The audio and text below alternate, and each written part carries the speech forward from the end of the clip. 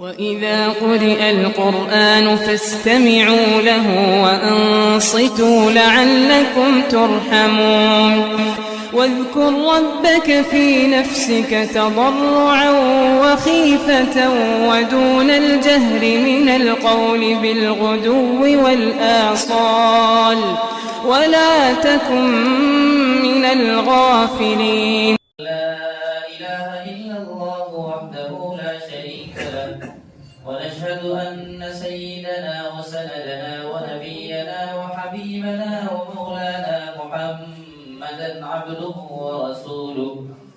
أما بعد فأعوذ بالله من الشيطان الرجيم. بسم الله الرحمن الرحيم.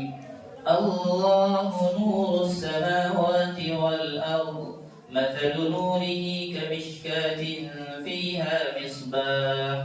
وقال تعالى في موضع آخر إنما يعمر مساجد الله من آمن بالله واليوم الآخر وأقام الصلاة وآتى الزكاة ولم يخش إلا الله. صدق الله مولانا العظيم وصدق رسوله النبي الكريم ونحن على ذلك لمن الشاهدين والشاكرين والحمد لله رب العالمين. حاضرین کرام،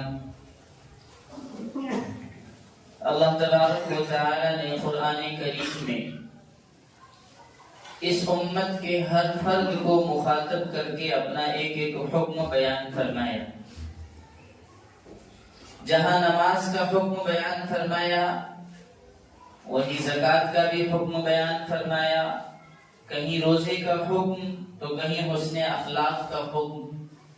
مختلف احکامات اللہ تبارک و تعالی نے امت مسلمہ کے ہر فرد کو مخاطب کر کے، جس میں کہیں پر یا ایھا المسلمون کہا، کہیں پر یا ایھا الناس کہا، کہیں ایمان والا کہہ کر مخاطب فرمایا اور کہیں اے لوگوں کہہ کر مخاطب فرمایا، کہیں یا عبادی الذین آمنوا کہہ کر اپنا بندہ کہہ کر مخاطب فرمایا. اللہ تبارک و تعالی کے تمام احکامات کو سمجھ کر اس پر عمل پیرا ہونا امت مسلمہ کے ہر فرد کا اہم فریضہ ہے. اس لیے کہ جب کوئی بھی حاکم اپنے محکوم کو، کوئی بادشاہ اپنی رعایا کو کوئی حکم دے اور وہ رعایا اس پر عمل نہ کرے تو پھر اسے باغی سمجھا جاتا ہے. اسی طرح اللہ تبارک و تعالی جو شہنشاہوں کے شہنشاہ ہیں، جو کریٹر آف دا ورلڈ ہیں، جو پوری دنیا کے، پوری کائنات کے بنانے والے ہیں، جب اس نے کوئی حکم ہمارے اوپر لاگو کر دیا تو اب اس پر عمل کرنا ہمارے لیے اہم فریضہ ہے. اگر نہیں کیا تو گویا اللہ کا بندہ اللہ کا باغی ہو گیا. اسی لیے شاعر نے کہا تھا کہ دوزخ کو ہر طرح کا گناہگار چاہیے، دوزخ کو ہر طرح کا گناہگار چاہیے، جنت کو مصطفیٰ کا وفادار چاہیے، جنت کو مصطفیٰ کا وفادار چاہیے. آخری شعر پسند آئے تو سبحان اللہ کہیے گا کہ رضوان تیری بہشت کو، رضوان تیری بہشت کو دیکھیں گے بعد میں، پہلے میرے رسول کا دیدار چاہیے، پہلے میرے رسول کا دیدار چاہیے. تو جن کو بھی اللہ کے رسول صلی اللہ علیہ وسلم کا دیدار چاہیے، حوض کوثر کی سیرابی کے لیے پانی چاہیے، زمزم سے بھی زیادہ اہم پانی چاہیے، اور جنت میں داخلہ چاہیے، جہنم سے دوری چاہیے، تو پھر اللہ تبارک و تعالی کے ہر حکم پر عمل پیرا ہونا، ان کے تمام احکام کو بجا لانا، یہ ہماری ذمہ داری کا بہترین حصہ کہلاتا ہے۔ تو اللہ کے رسول صلی اللہ علیہ وسلم کو اللہ تبارک و تعالی نے قرآن کریم میں ایک آیت فرمایا، کہا اللہ نور السماوات والارض مثل نورہ کمشکاۃ فیہا مصباح، کہ اللہ تبارک و تعالی کی ذات وہ ذات ہے جو آسمانوں کے لیے بھی اور زمینوں کے لیے بھی نور کا سرچشمہ ہے۔ اگر ہم تلاش کریں کہ نور ہے کہاں، تو اللہ نے خود فرمایا کہ میں نور ہوں، آسمانوں کے فرشتوں کے لیے بھی میں نور ہوں، انسانوں اور جناتوں کے لیے بھی میں نور ہوں۔ گویا کہ اللہ تبارک و تعالی کی تمام مخلوقات کے نور کا سرچشمہ اگر کوئی ہے تو وہ اللہ تبارک و تعالی کی ذات مبارک ہے۔ اس لیے اللہ کے رسول صلی اللہ علیہ وسلم نے حدیث میں فرمایا کہ مساجد یہ نور کا منبع ہے۔ کیوں؟ اس لیے کہ اللہ تبارک و تعالی کی ذات نور ہے، اور وہ ذات جس جگہ پر رہتی ہے وہ مساجد ہے، اللہ کے گھر ہیں، وہ ایک گھر ایسے ہیں جیسے اللہ کے نور کا سرچشمہ ہے۔ اگر اللہ کے گھر سے کسی کا رشتہ جڑا ہوا ہے تو گویا اللہ کے نور سے اس کا رشتہ جڑا ہوا ہے۔ جس طرح سے کسی گھر کا رشتہ اگر پاور ہاؤس سے جڑا ہوا نہ ہو تو اس گھر میں کبھی بجلی نہیں چمک سکتی، اس گھر میں کبھی بلب نہیں جل سکتا، اس گھر کا فین کبھی چل ہی نہیں سکتا۔ اسی طرح اللہ تبارک و تعالی کی دی ہوئی اس زندگی کو اگر اللہ تبارک و تعالی کی بارگاہ میں مقبول بنانا چاہتے ہیں تو ہمیں اپنی زندگی کی تار کو اللہ تبارک و تعالی کے نور کے اس سرچشمے سے، یعنی نور کے اس منبع سے، یعنی مساجد اللہ کے گھروں سے ہمیں جوڑ کر رکھنا پڑے گا۔ اللہ تبارک و تعالی نے فرمایا انما یامر مساجد اللہ من آمن باللہ والیوم الآخر واقام الصلاة وآت الزکاة ولم یخش الا اللہ، کہ جو لوگ مسجدوں سے جڑ کر رہتے ہیں ان کے اندر 5 قسم کی خوبیاں ضرور پائی جاتی ہیں۔ فرمایا انما یامر مساجد اللہ من آمن باللہ، سب سے پہلی صفت، سب سے پہلی خوبی اللہ تبارک و تعالی نے فرمایا کہ اس بندے کا ایمان اللہ کے ساتھ مضبوط ہوگا، اللہ کی توحید پر، اللہ کی وحدانیت پر، اللہ کی کتاب قرآن مجید پر اور اللہ کے رسول صلی اللہ علیہ وسلم کے آخری پیغمبر ہونے پر اس کا ایمان مضبوط ہوگا۔ سب سے پہلی صفت اللہ تبارک و تعالی نے بیان فرمایا۔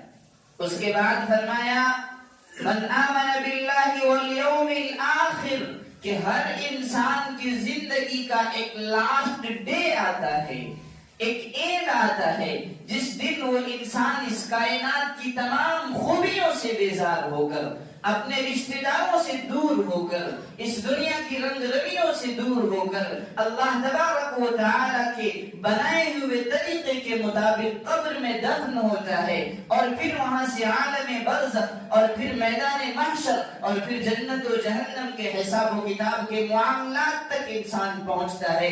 فرمایا اس لاسٹ ڈے کے آنے پر اس انسان کا ایمان مضبوط ہوگا، یعنی آخرت کے دن پر اللہ تبارک و تعالی جس دن اچھائی اور برائی کے فیصلے بیان فرمائیں گے اس دن پر انسان کا سب سے بہترین ایمان اللہ تبارک و تعالی کے اس آخرت کے دن پر مضبوط ہوگا۔ یہ دوسری صفت بیان فرمائی، اور تیسری صفت فرمایا وَأَقَامَ الصَّلَاةَ، کہ جو انسان اللہ کے گھروں سے مضبوطی کے ساتھ تعلق رکھتا ہے تو فرمایا کہ وہ نماز کو قائم کرتا ہے۔ نماز کے لیے قرآن کریم میں 2 قسم کے لفظ بیان فرمائے۔ ایک لفظ بیان فرمایا ہے صلی یصلی تسلیۃ، جس کے معنی آتے ہیں نماز پڑھنا، اور ایک لفظ بیان فرمایا نماز کے لیے نماز قائم کرنا، یقیمون الصلاۃ، جو لوگ نماز قائم کرتے ہیں۔ یہ دونوں الگ الگ لفظ ہیں۔ علماء کرام نے اس کی تفصیل بیان کرتے ہوئے لکھا ہے کہ صلی یصلی کا معنی ہوتا ہے کہ جس وقت انسان نماز پڑھ رہا ہے وہ ہیئت مراد ہوتی ہے۔ ہم کچھ دیر کے بعد 2 رکعت جمعے کی نماز کے لیے کھڑے ہوں گے تو وہاں صلی یصلی بولا جائے گا کہ انسان نماز پڑھ رہا ہے۔ وہ اس وقت کا جو اس کا پریزنٹ حال ہے اس کی کیفیت کو بیان کرنے کے لیے، لیکن جب نماز قائم کرنے کا لفظ استعمال کیا جائے اس وقت مراد یہ ہوتا ہے کہ آپ اپنی زندگی کے تمام تر چیزوں کو جس طرح ایک شیڈیول کے مطابق جیتے ہیں، اسی شیڈیول میں، اسی تمام تر ماحول میں رہ کر اللہ تبارک و تعالی کے لیے 5 وقتہ نمازوں کے لیے وقت نکال کر مسجد میں آ کر آپ نماز پڑھیں تو یہ ہے نماز قائم کرنا۔ اسے نماز پڑھنا نہیں کہتے ہیں۔ نماز پڑھنا جس وقت آپ پڑھ رہے ہو نماز پڑھ لیے، لیکن نماز قائم کرنے کا مطلب یہ ہوتا ہے کہ ایمان اللہ پر آ گیا تو اب آپ کو ہر حال میں 5 وقتہ نمازوں کے لیے وقت نکال کر اللہ کی بارگاہ میں حاضر ہونا ہے۔ اس سے اجتماعیت کا اعلان ہوتا ہے۔ اللہ تبارک و تعالی نے تمام تر بندگی جو اجتماعی شکل میں پائی جاتی ہے اس کے بارے میں مسجد کا حکم بیان فرمایا، عیدگاہ کا حکم بیان فرمایا، تاکہ امت مسلمہ کے اتحاد کو لوگوں کے سامنے پیش کیا جائے۔ اگر کوئی شخص گھر میں رہ کر نماز پڑھ لیتا ہے نماز ادا ہو جائے گی، لیکن اس اجتماعیت سے دور رہنے کی بنیاد پر نماز کی جو فضیلت اسے حاصل ہونی چاہیے تھی وہ حاصل نہیں ہو پائے گی۔ تو فرمایا تیسری صفت اقام الصلاۃ، کہ انسان نماز قائم کرنے والا ہوتا ہے۔ جس شخص کا دل مسجد کی طرف مائل ہوتا ہے وہ نماز قائم کرنے والا ہوگا۔ اگر ہم نماز قائم نہیں کرتے ہیں تو پھر نماز پڑھنا ہماری زندگی میں پایا جائے گا، لیکن اقامت صلاۃ کی فضیلت ہمیں حاصل نہیں ہو پائے گی۔ وہ ہے نا کہ ایک شخص کا مسجد کے بالکل بغل میں گھر تھا، بالکل بغل میں اس مسجد کی دیوار اور اس کے گھر کی دیوار بالکل سٹی ہوئی تھی۔ لوگوں نے پوچھا بھائی تو کبھی نماز کے لیے نہیں آتا ہے؟ تو اس نے کہا کہ میں نماز کے لیے کبھی جاتا ہی نہیں اور جاؤں گا بھی نہیں۔ ایک دن ایسا آیا کہ اس کا بیل رسی سے ٹوٹ کر بھاگ گیا اور مسجد میں داخل ہو گیا۔ مسجد کے مصلیوں نے، مسجد کے ذمہ داروں نے مل کر مشورہ کیا بھائی وہ آدمی کبھی مسجد میں آتا نہیں، آج اس کا جانور آ کر مسجد میں اچھا خاصا نقصان کر دیا، تو چلو اس کے گھر پر چل کر کہا جائے کہ آپ اپنے جانور کو سنبھال کر رکھیں۔ تو جا کر کہا کہ بھائی آپ کا جانور مسجد میں آیا تھا اور مسجد کو ایسے ایسا نقصان پہنچا دیا۔ تو اس شخص کا جواب تھا کہ وہ جانور تھا، بیوقوف تھا، اس لیے نا مسجد میں گیا، ہم کو کبھی دیکھے ہو؟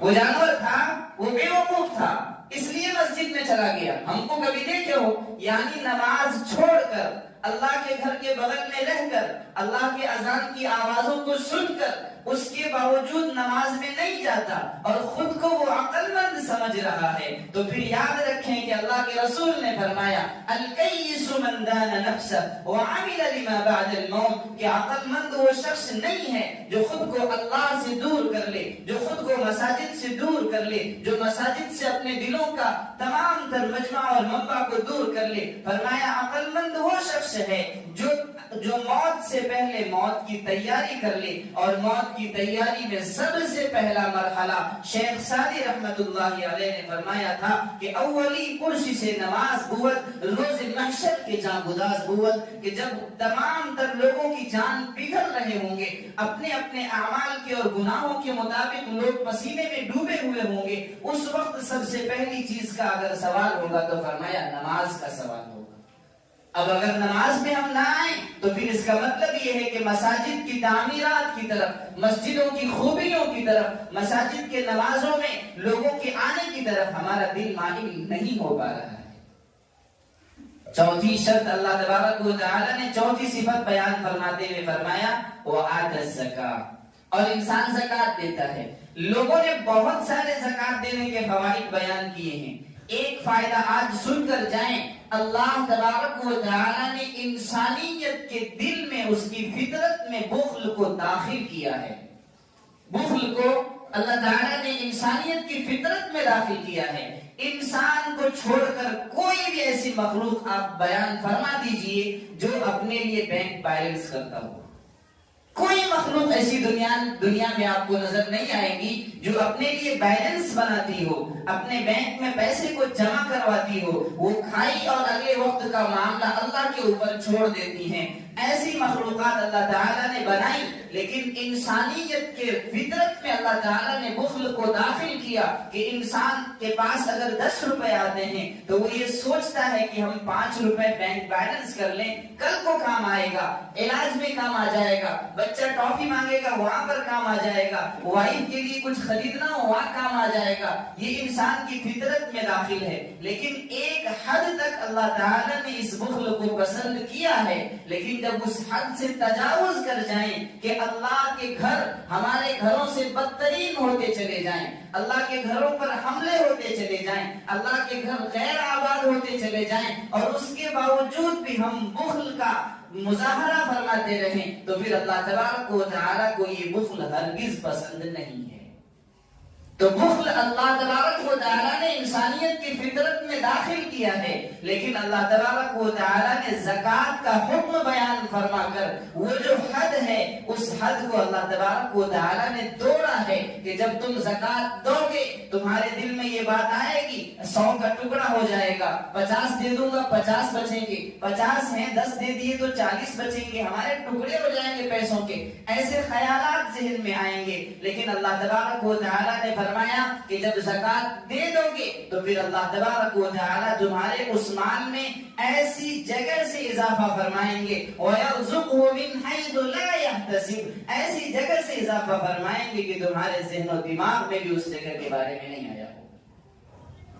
وَآتَ الزَّكَاةَ، اور آگے فرمایا وَلَمْ يَخْشَ إِلَّا اللَّهَ، کہ جو لوگ مسجدوں کی تعمیر کی طرف اپنا ذہن بناتے ہیں تو پھر اس کے دل میں اللہ کے علاوہ کسی کا خوف نہیں رہتا ہے۔ ہندوستان میں آپ آج بھی اگر سپریم کورٹ میں اپنا پیٹیشن داخل کریں اور ان سے مسجد بنانے کے لیے جگہ مانگے، پہلا جواب ہوگا نو کا۔ وہ چاہتے ہی نہیں کہ ہندوستان میں مساجد قائم کیے جائیں، جبکہ اس کے الٹی طرف اگر آپ ذہن دوڑائیں گے تو آپ کو نظر آئے گا کہ ان کی کوئی مندر سرکاری زمین کے علاوہ کہیں نظر نہیں آتی۔ یہ ہندوستان کا حال ہے، لیکن اس کے باوجود امت مسلمہ کے دلوں میں وَلَمْ يَخْشَ إِلَّا اللَّهَ داخل ہے۔ یہی بنیاد ہے کہ ہندوستان کے ہر کونے میں مسجد کے منارے نظر آتے ہیں۔ وَلَمْ يَخْشَ إِلَّا اللَّهَ، ان کے دلوں میں اللہ کے علاوہ کسی کا خوف نہیں ہوتا۔ اللہ تبارک و تعالیٰ نے یہ 5 صفات بیان فرما دی، اور اس کے بعد کہا کہ اگر مسجدوں سے تم جڑ کر رہو گے تو مسجد کی نورانیت تمہارے گھروں میں داخل ہوگی، اگر مسجدوں سے تمہارا رشتہ ٹوٹا تو تمہارے گھر کی نورانیت ختم ہوتی چلی جائے۔ حضرت ابوبکر صدیق رضی اللہ تعالیٰ عنہ کا نام سنا آپ لوگوں نے؟ نام سنا ہے؟ زور سے بولیے نا اگر سنا ہے تو الحمدللہ۔ حضرت ابوبکر صدیق رضی اللہ تعالیٰ عنہ کون؟ خلیفہ اول۔ اللہ کے رسول صلی اللہ علیہ وسلم کے اس خلیفہ کا ایک واقعہ بیان کروں۔ غزوہ تبوک کا موقع ہے۔ کس کا موقع؟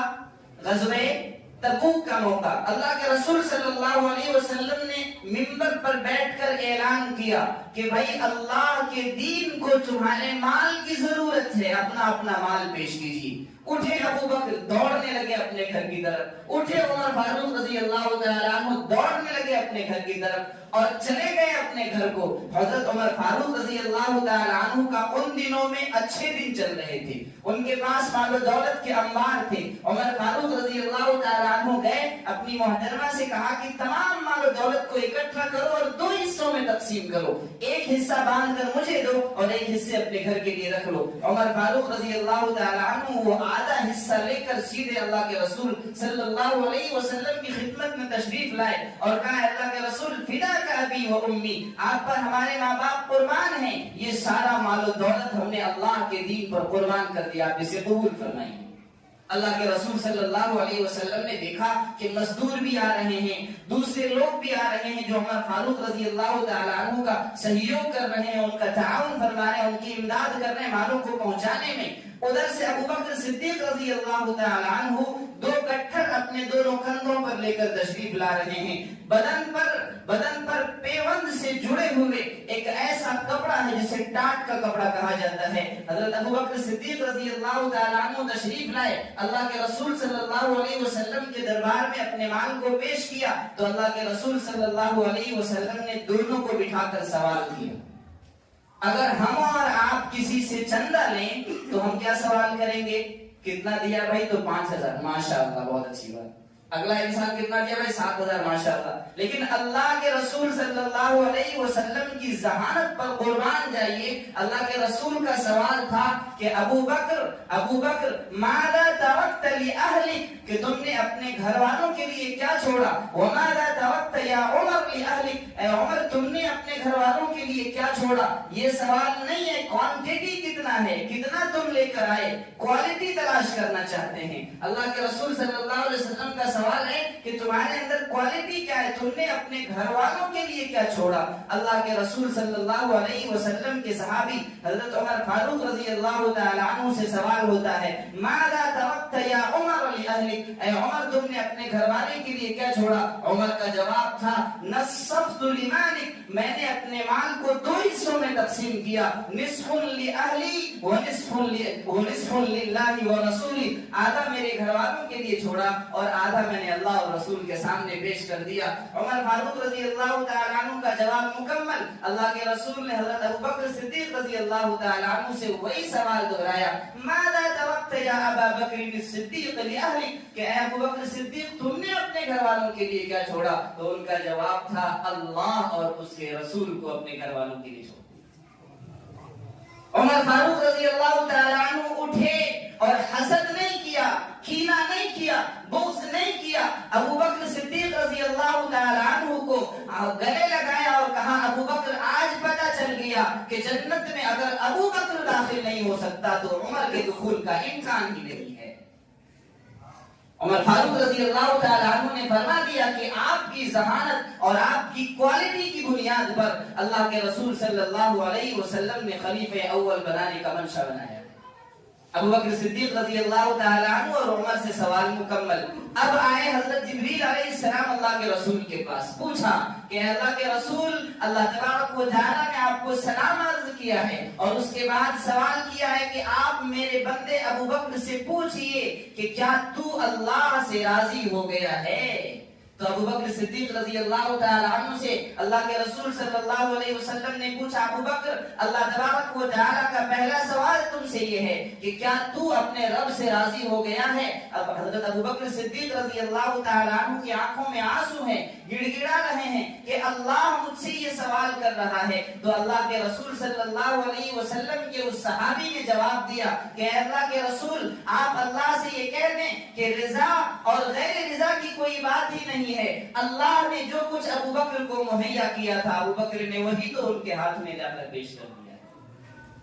شکر کا یہ انداز ابو بکر صدیق رضی اللہ تعالی عنہ کا تھا کہ سب کچھ دینے کے بعد بھی کہہ رہے ہیں کہ اللہ نے جو کچھ دیا تھا وہی تو میں نے اللہ کے راہ میں پیش کیا. اب اللہ تبارک و تعالی نے جبریل کو بلایا اور کہا, جبرائیل, جو لباس ابو بکر صدیق رضی اللہ تعالی عنہ نے روئے زمین میں پہنا ہے وہی لباس آج میرے فرشتوں میں اعلان کر دو کہ وہ بھی اپنے بدن پر اسی لباس کو سجائے. وہ نورانی فرشتے اللہ کے رسول صلی اللہ علیہ وسلم کے سامنے بیٹھے صحابی ابو بکر صدیق رضی اللہ تعالی عنہ کا ٹاٹ کا لباس تمام فرشتوں کو اللہ تبارک و تعالی نے پہنایا اور کہا کہ آج کے بعد میرے ابو بکر جیسی قربانی میرے دین کے لیے جو بھی پیش کرے گا یہ اللہ گواہ ہے, تم سب گواہ رہو, میں وعدہ کرتا ہوں کہ ان سب کے ساتھ بھی یہی معاملہ پیش کیا جائے.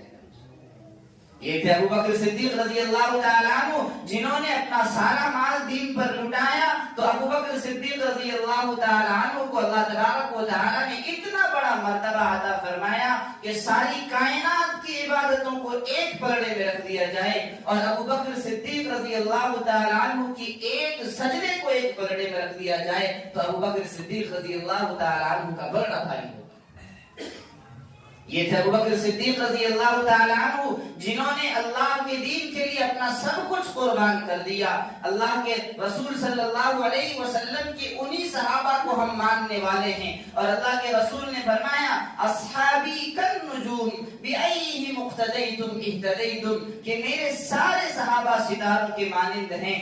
جس بھی صحابہ کی اقتدا کر لو گے تم کامیابی کے راستے پر گامزن ہو جاؤ گے، کامیاب ہو جاؤ گے. اگر کم ہے تو ابو بکر کو اپنا لو، زیادہ ہے تو عمر فاروق رضی اللہ تعالیٰ عنہ کو اپنا لو. ہر چیز کا اللہ تبارک و تعالیٰ نے مداوع اپنی شریعت میں موجود رکھا ہے. اللہ کے رسول صلی اللہ علیہ وسلم کے یہ صحابہ مساجد کے معاملے میں اتنے زیادہ اسٹرکٹ رہا کرتے تھے کہ جس وقت 13 سال مکہ میں اللہ کے رسول صلی اللہ علیہ وسلم نے نبوت کے بعد کی زندگی گزاری. کتنے سال؟ 13 سال. کوئی مسجد مکے میں تعمیر ہوئی نہیں، اس بنیاد پر کہ حالات بہتر نہیں تھے. اللہ کے رسول بار بار اجازت طلب کر رہے تھے، اللہ ہمیں اعلان فرمانے دیجئے کہ اب اللہ کی وحدانیت کا اقرار کرو، مساجد بناؤ. اللہ تبارک و تعالیٰ نے روکے رکھا تھا. جیسے ہی حالات سازگار ہوئے اور اللہ کے رسول صلی اللہ علیہ وسلم مدینے کی طرف ہجرت فرمائے تو مسجد قباء کی تعمیر ہوئی. کہاں؟ قباء نامی ایک گاؤں میں. اللہ کے رسول سے پہلے جو لوگ ہجرت کر چکے تھے وہ وہاں پڑاؤ ڈال کر موجود تھے. اللہ کے رسول صلی اللہ علیہ وسلم ان کی ہمدردی کی بنا پر آپ بھی وہاں پڑاؤ ڈالے اور 14 دن تک وہاں قیام فرمایا. اس 14 دن میں تاریخ کی کسی کتاب میں آپ کو ایک کام کے علاوہ دوسرا کام نظر نہیں آئے گا کہ تمام صحابہ کرام اور رسول اللہ صلی اللہ علیہ وسلم نے مل کر اس 14 دن میں اس قباء نامی گاؤں میں اگر کوئی کام کیا ہے تو مسجد قباء کی تعمیر فرمائی ہے. اور پھر جب قباء سے آگے بڑھے اور مسجد نبوی صلی اللہ علیہ وسلم جہاں پر آج قائم ہے اس جگہ پر پہنچے تو اللہ کے رسول صلی اللہ علیہ وسلم چونکہ مدینہ اپنی منزل پر پہنچ چکے تھے تو وہاں پر بھی جانے کے بعد کوئی کام نہیں کیا. سب سے پہلے 5 کام کیے تھے. ان 5 کاموں میں سے ایک کام مسجد کی تعمیر تھی اور مسجد نبوی صلی اللہ علیہ وسلم کی انہوں نے تعمیر کی. اسی لیے شاعر نے کہا تھا کہ انسانیت کو اللہ تبارک و تعالی اس کے اعمال کی بنیاد پر بلندی عطا فرماتا ہے کہ جہاں کو فیض و رحمت کا صدا انعام دیتا ہے، جہاں کو فیض و رحمت کا صدا انعام دیتا ہے، بھلائی کا ہر ایک انسان کو پیغام دیتا ہے. فقط بھارت نہیں دنیا کے ہر گوشے میں انسان کو سبھی مذہب سے اونچا مرتبہ اسلام دیتا ہے، سبھی مذہب سے اونچا مرتبہ اسلام دیتا ہے.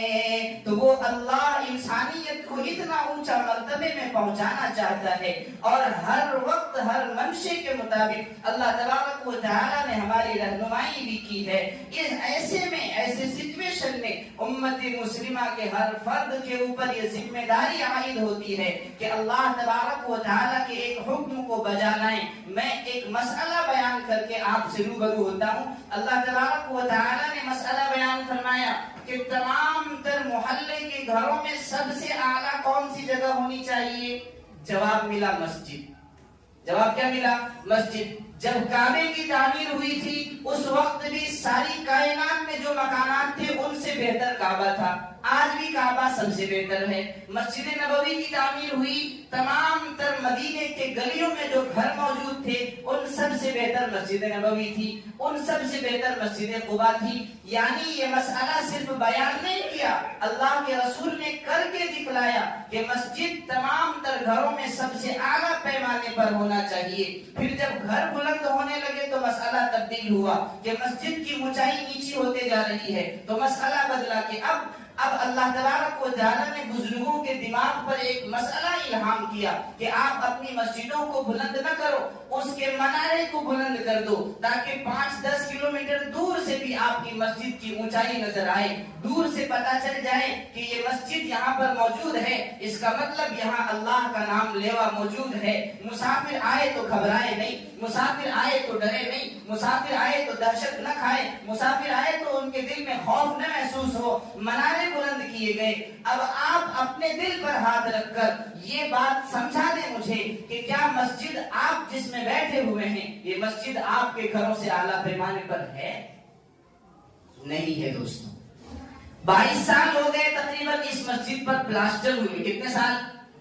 22 سال. آپ کہیں کہ یہ نیا چہرہ, ان کو کیسے معلوم ہے تاریخ؟ تو تاریخ ہم پڑھتے ہیں, پوچھتے ہیں, معلوم کرتے ہیں. تو ہمیں معلوم ہوا کہ تقریباً پچھلے 20-22 سال سے اس مسجد کے باہر کا پلاسٹر نہیں ہوا ہے. آپ ذرا سوچیں کہ مسجد تو ہم نے بنا دی اور مسجد کو ہم نے بلند بھی کر دیا, لیکن اس کی خوبصورتی کا ٹھکانہ کس کے اوپر ہے؟ وہ بھی ذمہ داری تو ہمارے اوپر ہے. اس لیے میں آپ حضرات سے ابو بکر صدیق رضی اللہ تعالیٰ عنہ کا حوالہ دے کر, عمر فاروق کا حوالہ دے کر آپ کے سامنے اپنی جھولی پھیلاتے ہیں اور آپ سے یہ کہنا چاہیں گے کہ آپ کسی بھی مقصد کے تحت اس مسجد کی تعمیراتی کام میں اپنے پیسے کو پیش کریں, جس سے جو ہو سکے وہ پیش کریں. اللہ تبارک و تعالیٰ کے محبوب نبی صلی اللہ علیہ وسلم نے فرمایا, من بنا مسجدا للہ بنى اللہ لہ بیتا فی الجنہ, کہ جو شخص اس دنیا میں اللہ تبارک و تعالیٰ کا گھر بنائے گا, اللہ تبارک و تعالیٰ آخرت میں اس کے لیے بہترین محل تیار کریں گے. اب سوال یہ پیدا ہوتا ہے کہ کیا پوری مسجد بنانے پر ایک محل ملے گا؟ نہیں. حاتم طائی کا نام آپ لوگوں نے سنا ہوگا. ایک فقیر آیا, پوچھا حاتم طائی سے کہ حاتم طائی مجھے $2 آپ سے چاہیے. حاتم طائی اندر گئے اور اس کے بعد $200 یعنی 2 تھیلی $100 کے لا کر کے جمع کر دیے اور اس فقیر کے سامنے پیش کر دیا. تو اللہ کے رسول صلی اللہ علیہ وسلم کے اس امتی حاتم طائی سے ان کے دوستوں نے سوال کیا کہ اس فقیر نے $2 مانگے تھے, آپ نے $200 دے دیے. تو حاتم طائی نے جواب دیا تھا کہ مانگنے والا اپنی شان کے مطابق مانگا تھا, لیکن میں بھی تو اپنی شان رکھتا ہوں, اس لیے میں دیا تو اپنی شان کے مطابق $200 دیا. اسی طرح اللہ تبارک و تعالی نے فرمایا, من بنا مسجدا للہ بنى اللہ لہ بیتا فی الجنہ, کہ جو شخص اس گھر میں اللہ کے مسجد کی تعمیراتی کام میں 1 اینٹ لگائے گا, 1 روپے لگائے گا, 10 روپے لگائے گا, یہ اپنی شان کے مطابق, اپنی حیثیت کے مطابق, اپنی سچویشن کے مطابق لگا رہا ہے. لیکن اللہ تبارک و تعالی کا اعلان ہے, من جاء بالحسنۃ فلہ 10 امثالھا, کہ اللہ کے راہ میں تم 1 قدم آگے بڑھاؤ گے, اللہ تبارک و تعالی تمہاری طرف 10 قدم بڑھانے کو تیار ہے. اس لیے لوگوں بڑھ چڑھ کر حصہ لیں.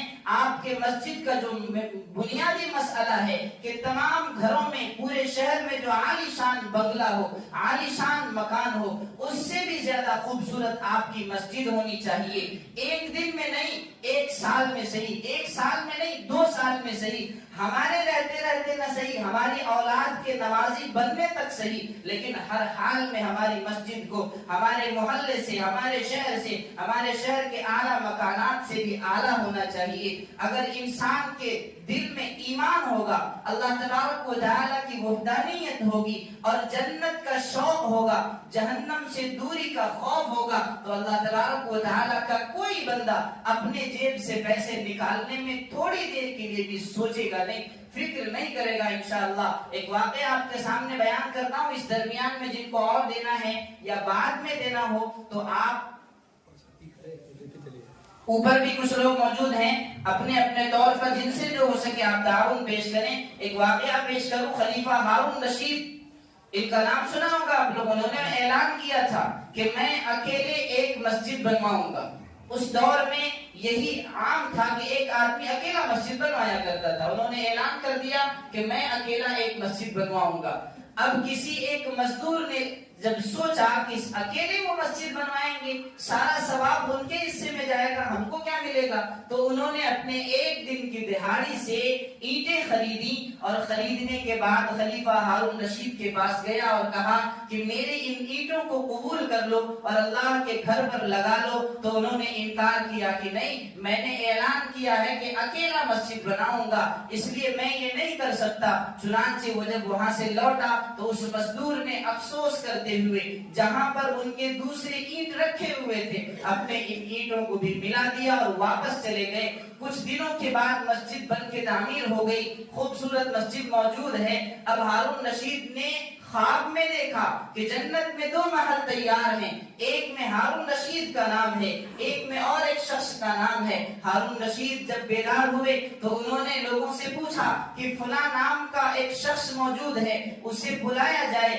اس کو بلایا اور اس کے بعد اس سے پوچھا کہ بھائی تمہارا ایک جنت میں محل ہم نے دیکھا ہے, جب میں اس میں داخل ہو رہا تھا تو دربان نے مجھے روک دیا کہ یہ محل کسی اور کا ہے. میں نے کہا میری رعایا کا ہے, تو کہا گیا کہ رعایا دنیا کے احکامات ہیں, آخرت کے نہیں. تو تم نے ایسا کون سا عمل کیا تھا جس کی بنیاد پر میرے برابر میں تمہارا محل تیار ہے؟ تو اس مزدور نے کہا تھا کہ تم نے اعلان کر دیا اور میری اینٹوں کو لینے سے انکار کر دیا, تو میں سوچا کہ خاموشی سے ہی صحیح اپنے اینٹوں کو لگا دوں, شاید اللہ تبارک و تعالیٰ کو میری وہ ادا پسند آئی ہوگی.